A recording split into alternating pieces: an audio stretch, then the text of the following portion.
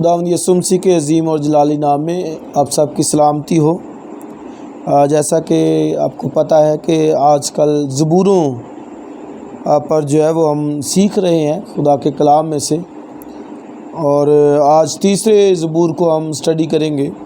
لیکن اس سے پہلے میں بتا دوں کہ 150 زبور ہیں اور 100 جو زبور ہیں وہ مختلف رائٹر کے ناموں سے منسوب ہیں، یعنی جو 100 زبور ہیں، 100 جو زبور ہیں وہ کسی نہ کسی مصنف نے لکھے ہیں، لیکن جو 50 زبور ہیں وہ ان نون رائٹرز ہیں، یعنی ان پر کسی کا نام نہیں لکھا ہوا، اور 73 جو زبور ہیں وہ داؤد کے نے لکھے، ان کے اوپر داؤد کا آپ کو نام ملے گا۔ 12 زبور آصف کے ہیں اور 10 جو ہیں وہ بنی کورہ کے زبور ہیں۔ سلیمان کے 2 زبور ہیں اور ایک موسیٰ کا زبور ہے، ایک حیمان کا زبور ہے۔ تو یہ جو ہے وہ زبوروں کی تقسیم ہے۔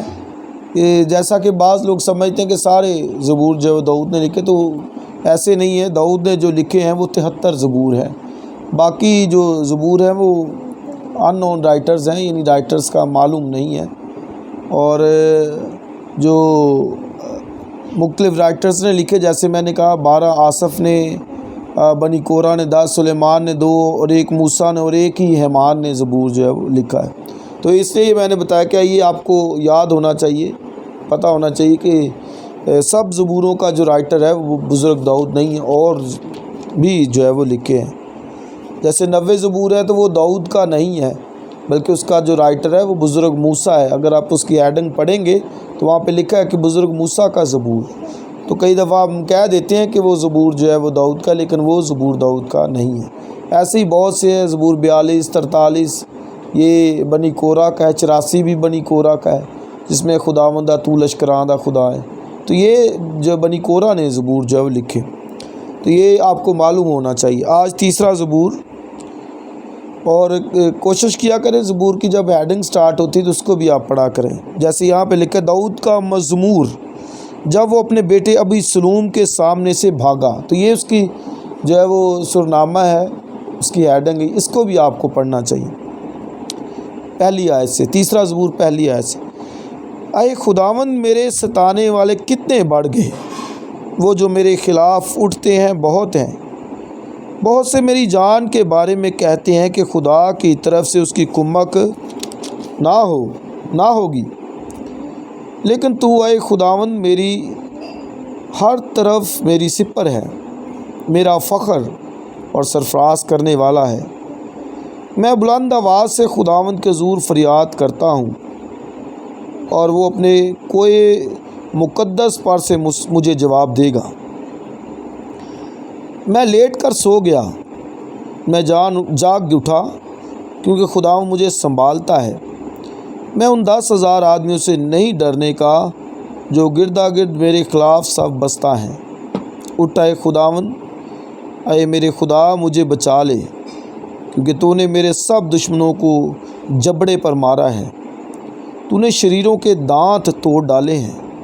نجات خداوند کی طرف سے ہے، تیرے لوگوں پر تیری برکت ہو۔ آمین۔ خدا کی برکت اس کے کلام کے پڑھے اور سنے جانے پر ہو۔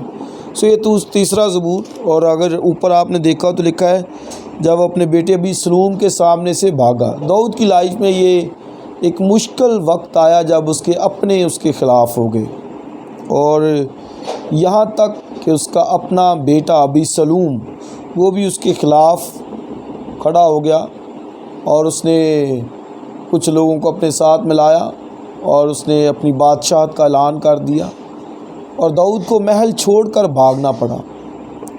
اور جب وہ بھاگا تو پھر اس نے یہ گیت جو ہے وہ زبور 3 لکھا، اور پہلی آیتوں کے اندر ہی وہ بیان کرتا ہے کہ اے خداوند میرے ستانے والے کتنے بڑھ گئے ہیں، جو مجھے دکھ دیتے ہیں وہ کتنے بڑھ گئے ہیں۔ تو اب دیکھیں، مطلب پہلے تو ساؤل تھا اور دیگر دوسرے فلسطی لوگ تھے، لیکن اب اس کا بیٹا بھی شامل ہے، تو اس کا مطلب وہ کہتا ہے کہ اب سب میرے اگینسٹ ہو گئے ہیں، اور کہتا ہے کتنے بڑھ گئے ہیں، اور میرے خلاف جو اٹھتے ہیں وہ بہت زیادہ ہیں۔ اور میں نے بتایا کہ اس کا اپنا ہی بیٹا اس کے خلاف جب تھا، تو پھر وہ کیا کہتا ہے کہ بہت سے میری جان کے بارے میں کہتے ہیں. اب وہ کہتے تھے کہ بھائی چونکہ یہ اکیلا رہ گیا ہے، بھاگ رہا ہے بیابان کے اندر، جنگل کے اندر، محل چھوڑ دیا ہے، اس لیے وہ کہتے تھے کہ خدا اب اس کی طرف نہیں آئے. مشکل آئے اور دوست و احباب، اپنے رشتہ دار سب کچھ چھوڑ جائیں تو بھی کبھی خدا ہمیں نہیں چھوڑتا. جی بائبل میں لکھا ہے کہ زبور عیسائی کی کتاب 49ویں باب میں کہ صہیون کہتی ہے خداوند نے مجھے چھوڑ دیا. وہ کہتے تھے خداوند نے مجھے چھوڑ دیا. وہ بھی ملک سے نکل گئے، ملک سے نکل کر بابل کے اندر چلے گئے تو کہتے تھے خداوند نے مجھے چھوڑ دیا ہے، اس لیے اپنے ملک سے نکال دیا ہے. تو لیکن خدا کہتا ہے کہ کیا ایک شیرخوار ماں اپنے بچے کو بھول سکتی ہے؟ آگے لکھا ہاں وہ بھول سکتی ہے، اور لکھا شاید، یعنی مطلب کیا ہے کہ وہ اپنے مقاصد کی خاطر شاید وہ اپنے شیرخوار بچے کو بھول سکتی ہے. ایک ماں جو دودھ پلاتے بچے کو بھول سکتی، لیکن خدا کہتا ہے کہ میں تمہیں کبھی نہ بھولوں گا. تو یعنی مطلب ہے کہ اگر وہ محل سے بھی نکلا ہے تو خدا اس کی کمک ہے، اسے پتہ ہے، معلوم ہے. لوگ کیا کہتے ہیں کہ اس کو خدا نے چھوڑ دیا ہے، لیکن وہ کہتا ہے کہ لیکن خدا میں جانتا ہوں کہ میں اگر بیابان کے اندر ہوں، میں جو ہے وہ ویرانے میں ہوں، محل سے باہر ہوں، تو بھی کہتا ہے کہ خدا تو چاروں طرف میری کیا ہے، لکھا ہے ہر طرف میری سپر ہے. اور نہ صرف سپر ہے بلکہ کہتا ہے میرا فخر بھی تو ہے، اور پھر کہتا ہے کہ میرا سرفراز کرنے والا بھی تو ہی ہے. اس کا مطلب کہ کبھی بیابان میں بھی آپ گزر رہے ہوں، آپ کی لائف بیابان جیسی ہی کیوں نہ ہو جائے، تو بھی ہمیں خدا کی ذات پر فخر کرنا ہے، اس پر اعتماد رکھنا ہے. اور جیسے داؤد کہتا ہے کہ میری ہر طرف تو ہی سپر ہے، یعنی میرے آگے تو کھڑا ہے. ہاں بے شک سارے عزیز میرے دشمن ہو گئے ہیں، میرے اپنے میرے خلاف ہو گئے، لیکن کہتا ہے تو میرے آگے کھڑا ہے. تو کتنی خوبصورت آپ دیکھیے بات ہے. کہتا ہے کہ خدا تو میرے آگے کھڑا ہے. بے شک آگے سے وہ رشتہ دار، عزیز، بہن بھائی سب ہٹ گئے، سب نے چھوڑ دیا ہے، بیگانوں جیسا سلوک کر رہے ہیں، لیکن وہ کہتا ہے کہ خداوند تو میرے آگے کھڑا ہے، میری سپر ہے، میرا سرفراز کرنے والا ہے، میرا بحال کرنے والا ہے، اور تو میرے ساتھ ہے. اس لیے آگے وہ خوبصورت بات کہتا ہے.